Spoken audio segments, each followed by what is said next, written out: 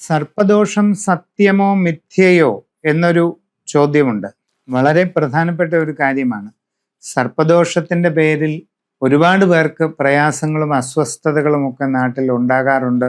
ഒരുപാട് പേര് വിളിച്ച് ചോദിക്കാറുണ്ട്, എന്താണിത് എന്ന് വ്യക്തമായി തിരിച്ചറിയണം. പലരും ചോദിക്കുന്നത്, ഞങ്ങൾ കഴിഞ്ഞ വർഷം അല്ലെ 2 കൊല്ലം മുമ്പ് ഒരു പറമ്പ് വാങ്ങി ഇവിടെ വീട് വെക്കാൻ തുടങ്ങിയിട്ട് വീട് പണി അങ്ങോട്ട് നടക്കുന്നില്ല, അല്ലെ പല പ്രശ്നങ്ങൾ, പണ്ടവിടെ സർപ്പക്കാവ് ഉണ്ടായിരിക്കുന്നു എന്ന് കേൾക്കുന്നു, അവിടെ സർപ്പദോഷം ഞങ്ങൾക്ക് ബാധിച്ചിട്ടുണ്ടോ, ഇങ്ങനെയൊക്കെയുള്ള ചോദ്യങ്ങളാണ്. സർപ്പക്കാവുകൾ ഉത്തരവാദിത്വത്തോടുകൂടി പഴയ തലമുറ സ്ഥാപിച്ചു വിധിപ്രകാരം ആരാധിച്ചു പോന്നിരുന്ന ദേവസ്ഥാനങ്ങളാണ്. ആരാണോ പ്രതിഷ്ഠിച്ചത്, ആരാണോ പരിപാലിക്കാൻ ഉത്തരവാദിത്വപ്പെട്ടത്, ആരാണോ തുടർന്നു കൊണ്ടുപോകാൻ നിയോഗിക്കപ്പെട്ടത്, അങ്ങനെയുള്ളവർക്കാണ് അതിൻ്റെ ഗുണങ്ങളായാലും ദോഷങ്ങളായാലും ബാധിക്കുക. നിങ്ങൾ മരങ്ങളൊന്നുമില്ലാതെ തെളിഞ്ഞു കിടക്കുന്ന ഒരു പുരയിടം വാങ്ങി പണ്ട് ഏതോ ഒരു കാലത്ത് അവിടെ സർപ്പക്കാവ് ഉണ്ടായിരുന്നു എന്ന തോന്നലിൽ നിങ്ങൾക്ക് വല്ല ദോഷവും ഉണ്ടാകുമോ എന്ന് ചിന്തിക്കേണ്ട ഒരു കാര്യവുമില്ല.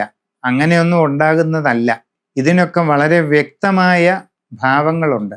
സന്തതി പരമ്പര ഉണ്ടാകുന്നതിനും സന്തതി പരമ്പരയുടെ എല്ലാ വിധത്തിലുള്ള അഭിവൃദ്ധി കൈവരുന്നതിനും കുലം ഐശ്വര്യ സമൃദ്ധിയോടുകൂടി നിലനിന്ന് പോകുന്നതിനും വേണ്ടി പ്രാചീനമായ നാഗാരാധനയിൽ ഉറച്ചു വിശ്വസിച്ചിരുന്ന ഒരു വിഭാഗം ജനത തലമുറകളിലൂടെ പിന്തുടർന്നു പോന്ന ഒന്നാണ് ഈ നാഗ ആരാധനയുടെ ഭാവം. അത് തുടർന്നു കൊണ്ടുപോകാൻ ഉത്തരവാദിത്വമുള്ള കുറച്ച് വ്യക്തികളുണ്ട്. അവർക്കാണ് ഇതിൻ്റെ പ്രാധാന്യം, അവർക്കാണ് ഇത് പ്രധാനമായിട്ടും ബാധകമായിരിക്കുന്നത്.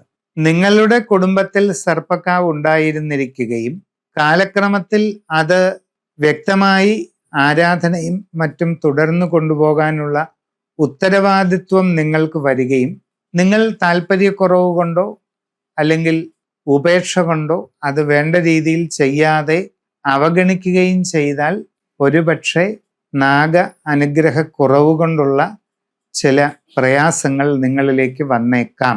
അതങ്ങനെ പെട്ടെന്നൊന്നും ഒരു സുപ്രഭാതത്തിൽ വരുന്നതല്ല. ഒരു കാവ് അനേക വർഷം, കുറഞ്ഞത് ഒരു വ്യാഴവട്ടം 12 വർഷക്കാലമെങ്കിലും ഒന്നും ചെയ്യാതെ അവഗണിച്ച് ഇടുമ്പോഴാണ് അതിൽ നിന്നും നമുക്ക് അനുകൂലമല്ലാത്ത ഭാവങ്ങൾ ഉണ്ടാവുക. അതാണ് പ്രധാനപ്പെട്ട ഒരു കാര്യം. സർപ്പക്കാവ് വേണ്ട വിധം പരിപാലിച്ചു കൊണ്ടുപോകുന്നതിന് ഉത്തരവാദിത്വവും ചുമതലയുമുള്ള ആൾക്കാർ അത് വേണ്ട രീതിയിൽ ചെയ്യാതിരിക്കുകയും അത് പാടെ ഉപേക്ഷിച്ച് ഇടുകയും പൂർണ്ണമായി അവഗണിച്ചു പോരുകയും ചെയ്യുമ്പോൾ അനവധി കാലങ്ങൾ കൊണ്ട് ഉടലെടുക്കുന്ന ഒരു ദൈവാധീന കുറവാണ് ഈ സർപ്പദോഷം എന്ന് പറയുന്നത്. അവനവൻ ചെയ്യേണ്ട കർമ്മങ്ങളും കർത്തവ്യങ്ങളും ശരിയായ രീതിയിൽ ചെയ്തു പോകുന്ന ഇടത്ത് ഇങ്ങനെയുള്ള ഒരു കാര്യങ്ങളും ഉണ്ടാകുന്നതല്ല. നമസ്കാരം.